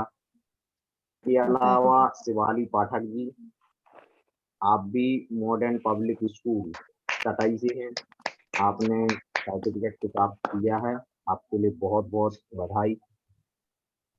अमित जी, सनमती किड्स स्कूल पटेरा, आपने भी सर्टिफिकेट प्राप्त किया है, आपके लिए बहुत बहुत शुभकामनाएं, बहुत बहुत बधाई। रिया राजपूत जी, सनमती किड्स स्कूल पटेरा, आपके लिए संस्था प्रमाण पत्र प्रदान करती है। इसके अलावा प्रिया ताम्रकार जी, आपने भी ट्रेनिंग सेशन को बराबर अटेंड किया है, धन्यवाद सर, बहुत बहुत धन्यवाद। प्रमाण पत्र प्रदान करती है, बहुत बहुत बधाई, शुभकामनाएं। थैंक इसके यू सर। अलावा दीपाली जैन जी, सनमती किड्स स्कूल पटेरा, आपने ट्रेनिंग को अटेंड किया है, संस्था ढेरों शुभकामनाएं सहित आपके लिए प्रमाण पत्र प्रदान करती है। अगले क्रम में सेजल ताम्रकार जी, आप सनमती किड्स स्कूल पटेरा से हैं, आपके लिए बहुत बहुत शुभकामनाएं, संस्था आपके लिए प्रमाण पत्र प्रदान करती है।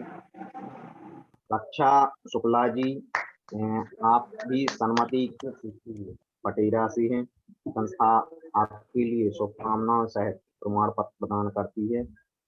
विवेक जी, आप संचालक संस्कार इंटरनेशनल पब्लिक स्कूल के, आपने भी पूरी ट्रेनिंग अटेंड की है। संस्था आपके लिए ढेरों शुभकामनाएं सहित एक प्रमाण पत्र प्रदान करती है।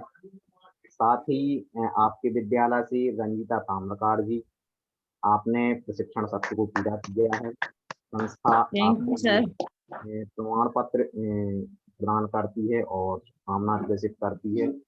संगीता साहू जी, आप भी संस्कार इंटरनेशनल पब्लिक स्कूल गोरझामर से हैं और आपने जैन शिक्षा समृद्धि के प्रशिक्षण सत्र आदर्श ग्रुप 3 के माध्यम से ग्रहण किए हैं। तो संस्था आपके लिए शुभकामनाएं सहित प्रमाण पत्र प्रदान करती है। अगले क्रम में हर्षा दीक्षित, हम क्लियर नहीं कर पा रहे हैं, आप किसी स्कूल के हैं, शायद गोरझामर स्कूल से हैं आप, और संस्था आपके लिए संस्था आपके लिए प्रमाण पत्र से सम्मानित करती है और ढेरों शुभकामनाएं देती है। दुर्गा लोधी जी, आप भी संस्कार इंटरनेशनल पब्लिक स्कूल गोरझामर से हैं, आपने प्रशिक्षण सत्र को पूरा किया है और संस्था आपके लिए प्रमाण पत्र प्रदान करके बधाइयाँ प्रेषित करती है। ये रही हमारी चुनिंदा या यूं कहें जिन्होंने प्रशिक्षण कार्यक्रम को पूरा अटेंड किया है, और इस सर्टिफिकेट की हार्ड कॉपी आप सभी के विद्यालय में कुरियर के माध्यम से या डायरेक्ट 2-3 दिन के अंदर पहुंच जाएगी। इसके अलावा हमारे 8 शिक्षक प्रशिक्षणार्थी और भी हैं जो विशेष हैं, जिनके नाम हमारे आदर्श ग्रुप 3 में हमारे प्रशिक्षक द्वारा शेयर किए जाएंगे, और जो शिक्षक प्रशिक्षणार्थी वंचित रह गए हैं तो वो अपने आप में अपने उदासीन ना हो, हतोत्साहित ना हो, क्योंकि यह सीखने और सिखाने की प्रक्रिया है। इसमें आपने जितना भी सीखा बहुत अच्छा है, और जो आपने सीखा है उसका आप इम्प्लीमेंट करें सभी, और एक प्रभावी शिक्षक बनने की बने और अपनी जो सीखा है उसको सभी के लिए सिखाएं। इसी के साथ मैं अपने सेशन या अपनी वक्तव्य को यहीं पे विराम दूंगा, और आप सभी के लिए ढेरों शुभकामनाएं संस्था की तरफ से प्रेषित करूंगा। नीरज जी, मैं सबसे सुनना चाहूंगी उनकी प्रतिक्रियाएं कि इस सारे सेशन में आपको कैसा लगा, ये पूरे जितने सत्र आपने सीखे। थोड़ा सा समय लेंगे हम, आप जितना आप बता सकते हैं प्लीज, आप एक एक करके सबको इनवाइट करिए प्लीज, हम सुनेंगे कि उनके अनुभव कैसे रहे। जी बिल्कुल, ये मंच आपका है और अनुभव साझा करने के लिए आपके लिए अवसर प्रदान किया जाता है। तो सबसे पहले मैं स्कूल संचालक से ही शुरुआत करूंगा। तो मैं विवेक जी संस्कार इंटरनेशनल स्कूल के को आमंत्रित करूंगा कि वह अपने अनुभव साझा करें।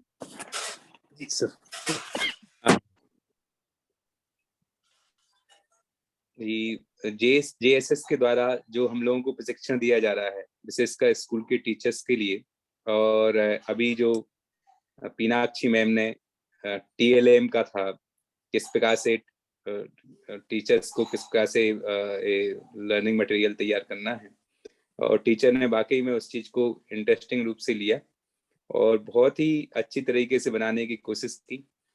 और ये जो हम लोगों को प्रशिक्षण दिया जा रहा है, इससे लग रहा है कि हाँ, टीचर इसमें निश्चित रूप से अपना मन लगा करके बच्चों के साथ घुलेंगे मिलेंगे और कुछ बच्चों को सिखाने की कोशिश, क्योंकि हमारा उद्देश्य तो यही है कि बच्चों को सिखाएं। हमारा सीखने का तरीका चेंज, हमारा पढ़ाने का तरीका चेंज होना चाहिए, और यदि पढ़ाने का तरीका चेंज नहीं होगा तो हम उसी ढाल पे चलते जाएंगे जो हम देना चाहते हैं, जो हम अलग दिखना चाहते हैं, उस दिखाने के लिए शिक्षकों का प्रशिक्षित होना बहुत जरूरी है।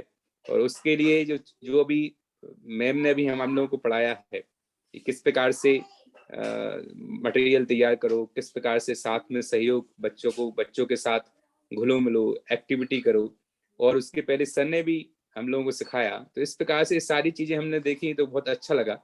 और अभी लग रहा है कि अभी प्रशिक्षण बंद नहीं होना चाहिए, अभी भी आगे चलता रहे, ऐसी हमारी भावना है, और इस तरह से प्रशिक्षित किया जाता रहे।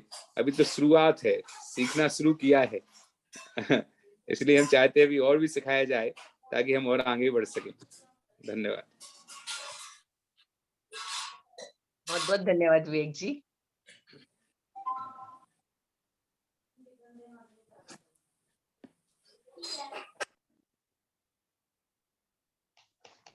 जी बहुत अच्छा विवेक जी। और मैं अगले क्रम में अमित जी पटीरा, सन्मति किड्स स्कूल के संचालक हैं आप। मैं आपके लिए आमंत्रित करूंगा कि आप भी अपने विचार व्यक्त करें। जय जिनेंद्र सभी को। जेएसएस संस्था के द्वारा जो हमारे लिए इतना अच्छा माध्यम उपलब्ध हुआ, जिसके कारण सभी शिक्षक प्रशिक्षण ले पाए और सीख पाए कि कैसे विद्यालय संचालित होना है, कैसे संचालित किया जाना चाहिए और शिक्षण कैसे किया जाना चाहिए विद्यालयों में। ये बहुत अच्छा प्रयास है जेएसएस के द्वारा, और बहुत आभार हम मानेंगे संस्था का कि उन्होंने इतनी वैल्यूएबल चीज हमारे लिए प्रदान करी है।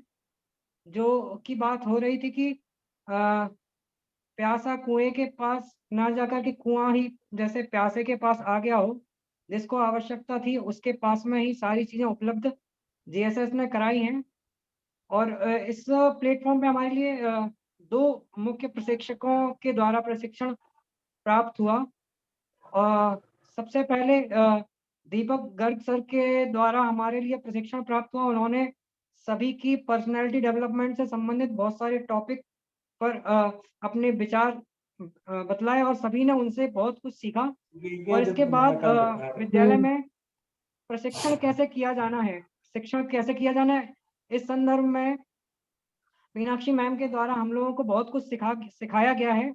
और उन्होंने तो इतना सिखाया है कि हमको अभी लगता है कि हमको सारे सिलेबस को, सारी एक्टिविटीज को, जो भी हम करते हैं सबको रिविजिट करने की जरूरत है, सबके लिए टीएलएम बनाने की, और सबके लिए बहुत सारी प्लानिंग की जरूरत है। मुझे लगता है कि मुझे तो ये गर्मियों भर का काम मिल गया है कि 6 महीने तक मैं लगातार पूरे सभी कक्षाओं के सिलेबस पे एक बार रिविजिट करके वर्क कर पाऊंगा, जिससे कि आगे चल करके मैं आगे भी और भी जो नए शिक्षक आएंगे उनको थोड़ा बहुत गाइड कर पाऊंगा। तो बहुत कुछ सीखने मिला है और जरूर से उसका इम्प्लीमेंट होगा। मैं धन्यवाद करता हूँ हृदय से मीनाक्षी मैम का कि उन्होंने हमें इतनी अच्छी बातें बतलाई जिसको हम अपने विद्यालय में इम्प्लीमेंट कर पाएंगे। धन्यवाद मैम, थैंक यू। धन्यवाद अमित जी। ये मेरा भी सौभाग्य है कि जेएसएस की वजह से आप सबसे जुड़ने का मौका मिला। जी बहुत अच्छा अमित सर। और अगले क्रम में मैं अभिनंदन सर, मॉडर्न पब्लिक स्कूल के संचालक हैं आप। मैं आपके लिए आमंत्रित करूंगा कि आप भी अपने विचार व्यक्त करें। अभिनंदन। बहुत बहुत धन्यवाद नीरज जी। सबसे पहला धन्यवाद तो मैं नीरज जी को ही दूंगा जी नीरज जी ही एक्चुअली कड़ी हैं जिन्होंने सबको जोड़ रखा है तो बहुत बहुत धन्यवाद नीरज जी को जेएसएस से जोड़ने के लिए। एक्चुअली मेरे मन में पहले अवधारणा जेएसएस के बारे में कोई बहुत अच्छी नहीं थी। मैं ये समझता था कि जेएसएस जैन शिक्षा समृद्धि कोई एक केवल धार्मिक संस्था टाइप की होगी जो केवल धार्मिक चीजों को ही बताती सिखाती होगी। लेकिन जब नीरज जी ने बताया कि नहीं, इसका तो उद्देश्य कुछ और है, और जब उसको बाद में जाना समझा तो मेरी तो एक तरह से देखा जाए तो आंखें खुल गईं। और सबसे बड़ा अच्छी बात ये लगी कि जेएसएस ने हम जैसे हमारे जैसे छोटे शहर के गांव के स्कूलों को अपना लेवल चेंज करने का एक जो माध्यम है वो उपलब्ध कराया है। और दीपक जी, पिनाक्षी मैम जैसे जो अच्छे टीचर्स हैं, उनका जो है हम लोगों का अनुभव मिला, उनसे सीखने का, पढ़ने का। तो ये बहुत बड़ी बात है। बहुत धन्यवाद है आप सबको, जेएसएस को, मीनाक्षी मैम जी को, दीपक गर्ग जी को। इतना बढ़िया जो है मतलब ज्ञान हम सबको मिला। और निश्चित रूप से हम सब में बहुत बदलाव आएगा, हमारे टीचर्स में भी, हमारे पढ़ाने के तरीके में भी आया ही है। मैंने तो महसूस किया है, हमारे टीचर्स में भी महसूस किया है। और हम तो ये चाहेंगे कि जेएसएस का और आप सबका साथ ना छूटे, किसी ना किसी बहाने से जो है हम लोग मतलब आप लोगों का सानिध्य मिलता रहे, कुछ ना कुछ एक्टिविटी ऐसी होती रहे। बस यही ऐसी कामना है। पुनः बहुत बहुत धन्यवाद आप सभी।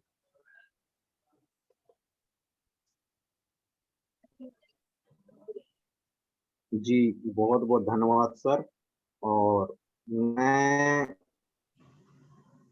सभी के लिए आमंत्रित करूंगा कि जो भी अपनी प्रतिक्रिया रखना चाहता है तो वह प्लीज आगे बढ़ के अपना हैंड रेस करे, या जो भी हो हैंड रेस करे, या चैट बॉक्स में भी लिख सकता है। तो अपनी प्रतिक्रिया जरूर दें। जो भी शिक्षक प्रशिक्षणार्थी अपने अनुभव साझा करना चाहते हैं इस मंच के माध्यम से, ये हमारी जो 16 वेबिनार हुई है, ये यात्रा आपकी कैसी रही है, क्या आपने सीखा है, और जो आपने अनुभव किया है उसको लिए भी आप साझा करें। ये मंच आपका है, तो आप खुले मन से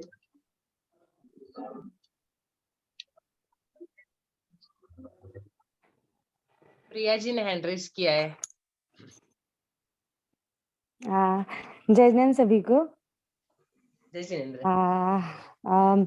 जैन शिक्षा समृद्धि का भी बहुत बहुत धन्यवाद करना चाहती हूँ, नीरज सर का भी, दीपक सर का, और मैम आपका बहुत बहुत आभार व्यक्त करना चाहती हूँ कि हमें इतने अच्छे एक मंच से जोड़ा गया, जिसके माध्यम से हमने खुद का बहुत ज्यादा सेल्फ डेवलपमेंट बहुत ज्यादा किया है।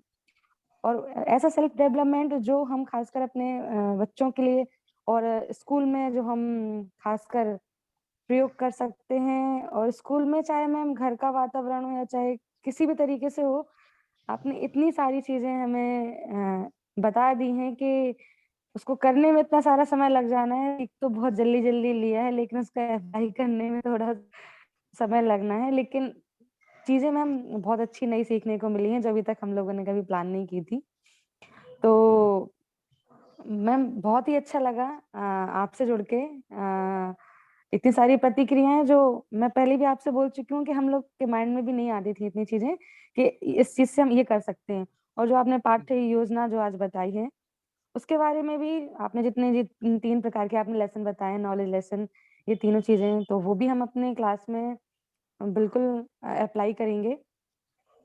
और जो भी सारी चीजें अभी तक हमने सीखी हैं आपसे और दीपक सर जी से, उसको पूर्णतः 100% भी बोल नहीं चाहेंगे, हम लोग कोशिश करेंगे कि हम लोग उतना ज्यादा उसको अपनी कक्षाओं में इस्तेमाल कर सके। और फिर और दोबारा जैसे विवेक सर ने बोला था कि हम चाहते हैं कि दोबारा से हमारे सफर अभी खत्म ना हो, लगातार चलता जाए, तो वो हम उसकी भी हम कामना करना चाहते हैं कि वो भी हमें मिले। और इसके साथ साथ सर मैम आप लोगों से जुड़ने का मौका तो मिला है खास, और बाकी हमें अन्य शिक्षकों से भी बहुत कुछ सीखने मिला है। जैसे अभिनंदन सर जी हो गए, उनसे भी हमें बहुत कुछ सीखने मिला है, विवेक सर जी से भी बहुत कुछ सीखने मिला है। तो बाकी सब लोगों के इतने सारे जो हर चीज में उदाहरण मिलते रहते थे हम लोगों को, तो उदाहरण हमारी क्लास में या हमारे जीवन में कभी ना कभी काम आएंगे। तो सबसे मिलके बहुत अच्छा लगा। सभी को हृदय से जय जिनेंद्र करना चाहती हूँ और सभी से दोबारा मिलने का अवसर प्राप्त करना चाहती हूँ। धन्यवाद।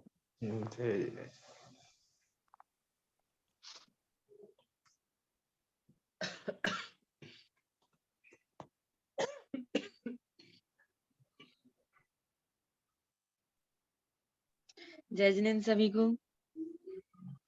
जय जिनेंद्र।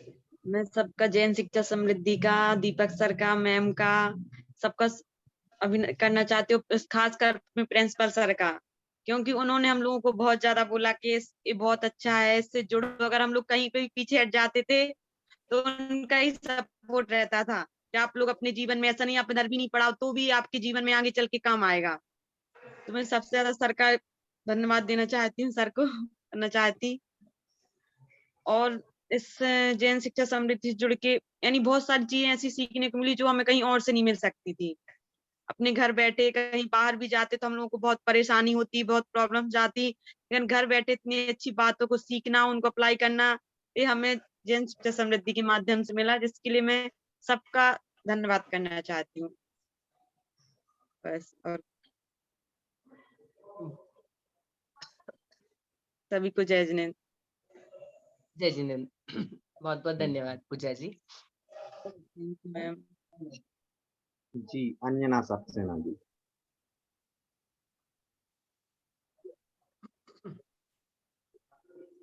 नमस्ते मैम। नमस्ते। इस टीएलएम के द्वारा मुझे भी बहुत कुछ सीखने को मिला, और दीपक सर जी और आपने नीरज सर जी, इसके द्वारा मुझे जो मतलब क्लास में समस्या आती थी और मैं हमेशा सोचती थी कि मुझे समस्या किसके साथ सॉल्व करूं, लेकिन इस ट्रेनिंग के द्वारा मेरी समस्या का सॉल्व हो गया। और अन्य शिक्षक से भी सबकी अलग अलग प्रतिक्रिया होती है, तो उसको मैंने भी मतलब क्लास में बच्चों के साथ किया, तो उसमें मेरी बहुत सी मतलब जहाँ गलतियां होती थी सुधार हुआ इस टीएलएम के द्वारा। तो मुझे बहुत ही अच्छा लगा, और यही चाहूंगी कि और भी मुझे और मतलब ट्रेनिंग के लिए मिले। ये वेबिनार कहीं खत्म ही ना हो, ताकि और जो गलतियां होती है आगे चल के भी बच्चों के साथ कर सके। हमेशा सोचती थी कि मतलब जो समस्या हो रही है मैं किससे जाकर पूछूं कि मुझे बच्चों के साथ ही करना है, मुझे जो मैं जानती हूँ उनको सिखाना है, तो कैसे करूं, लेकिन आपके द्वारा मेरी समस्या का सॉल्व हो गया। मैं एक बात कहना चाहूंगी, आप सबके पास हमारे नंबर है, आपको कभी भी कोई समस्या आती कुछ है, आप कभी भी मैसेज या फोन कर सकते हैं। शायद स्कूल में रहे, फोन का जवाब ना मिला तो मैसेज का जवाब तो जरूर मिलेगा। बहुत बहुत धन्यवाद। बिल्कुल मैम, फिर तो जरूर नहीं, फिर तो आपको जरूर परेशान करेंगे। बिल्कुल नहीं मैम, मुझे कोई परेशानी नहीं होगी। नहीं है, वही तो, फिर आपको जरूर। जी बिल्कुल।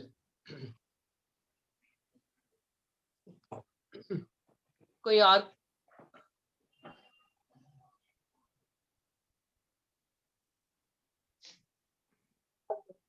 जी कोई और शिक्षक यदि अपने विचार, अपने अनुभव शेयर करना चाहता है तो वह आगे बढ़ के जरूर अपनी आप के लिए अनम्यूट करें और अपनी अनुभव शेयर करें। जी सीता कामरेकर जी अनम्यूट करें अपने आप के लिए।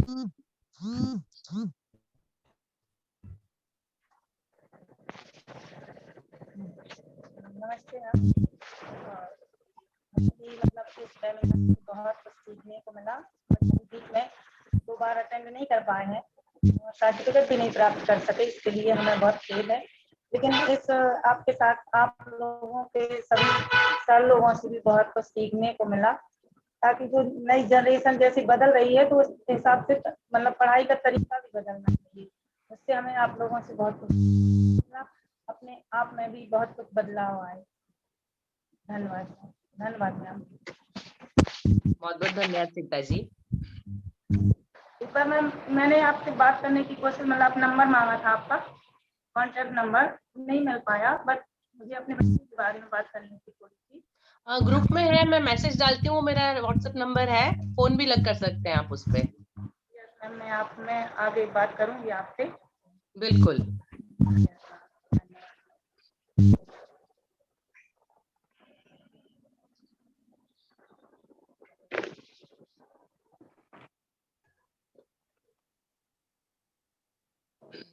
अभी कोई और कुछ? जी बहुत अच्छा सीता मैम, आपने अपने विचार रखे, और इसके अलावा हमारा समय भी समाप्ति की ओर है। अगर कोई और शिक्षक जिसके लिए लगता है कि हमें अपने विचार रखने हैं, तो मैं अभी 1 मिनट में वो अपने विचार रख सकता है।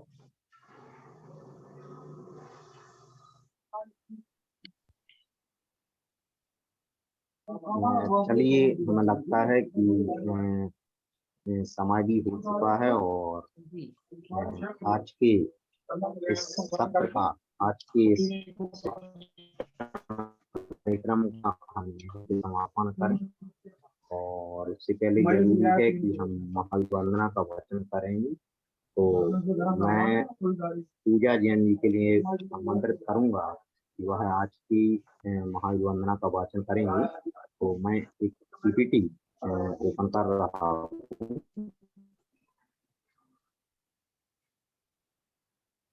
जी पूजा मैम, आप प्लीज अपने आप के लिए अनम्यूट करें और महावंदना का वाचन करेंगे।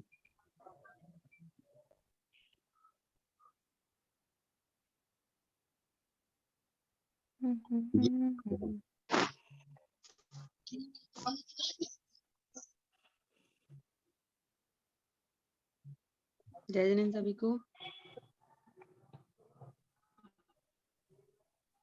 जी आपकी, हाँ, सभी संयुक्ति वाचन कर सकते हैं। जो मोहे माया माने मत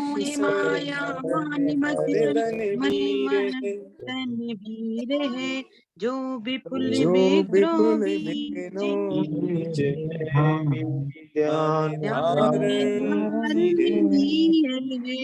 जो तरण तारण भव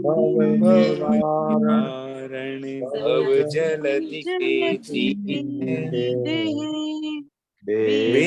वंदनीय जिने सती शंकर स्वयं महावीर है।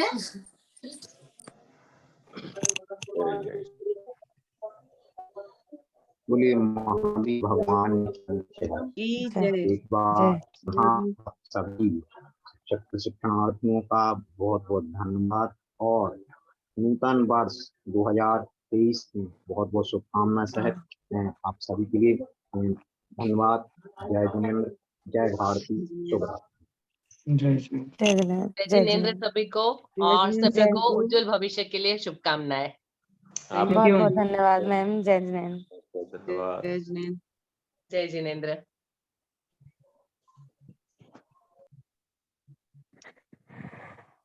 और